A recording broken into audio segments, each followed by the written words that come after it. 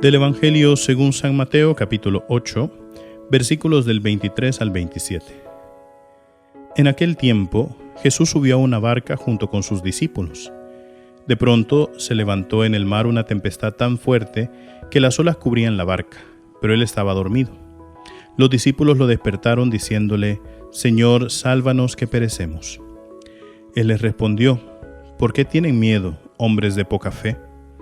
Entonces se levantó, dio una orden terminante a los vientos y al mar, y sobrevino una gran calma. Y aquellos hombres maravillados decían: «¿Quién es este, a quien hasta los vientos y el mar obedecen?». Palabra del Señor.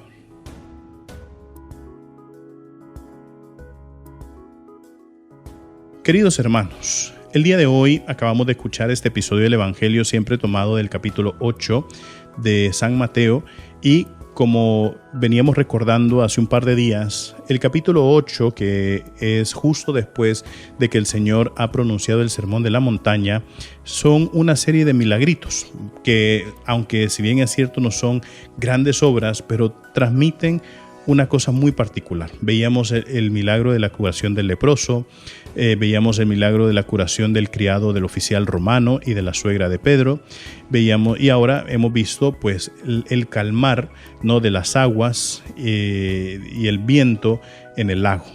Y cada uno de estos evangelios y estas curaciones, ¿por qué es que San Mateo decide transmitírnoslas a nosotros? ¿Verdad? El del enfermo, del leproso, pues nos las transmitía justamente por eso, para saber entender, no de que cuando nosotros le hacemos una petición al Señor, lo que le pedimos a Dios es que se cumpla su voluntad. Cuando veíamos la curación del criado del oficial romano, lo que encontramos ahí es la obediencia de la fe. Como él decía: dame una palabra, y esa misma palabra yo se la llevaré a mi criado y la tiene que cumplir. Cuando veíamos la curación de la suegra de Pedro, vemos que inmediatamente después de recibir el milagro se pone al servicio, ¿verdad? Se entrega a los demás. Y ahora que acabamos de ver este milagro de el calmar las aguas del lago y de los vientos, vemos ahí también la majestad y la fuerza del Señor. Es decir, no hay límites para los milagros que el Señor puede hacer en nuestra vida.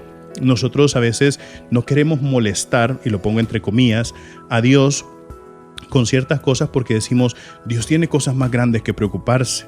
Dios se tiene que preocupar por las guerras que hay en el mundo. Dios se tiene que preocupar por la pobreza, por el hambre que hay. ¿Qué se va a andar fijando en mí, verdad? O a veces sentimos: no, Dios me ha ayudado en cosas chiquitas, ¿por qué no me ayuda ahora en cosas grandes de mi vida, verdad? Y cuestionamos nosotros a Dios en ese sentido. Pero aquí es lo que vemos, queridos hermanos. ¿Cuál es la respuesta que Dios le da a la gente que lo va acompañando en la barca? Le dice: hombres de poca fe. Si bien es cierto, nosotros a veces no vemos una respuesta concreta en la oración que nosotros le presentamos al Señor, o a veces no vemos los resultados o los frutos de las cosas que nosotros podamos estar haciendo.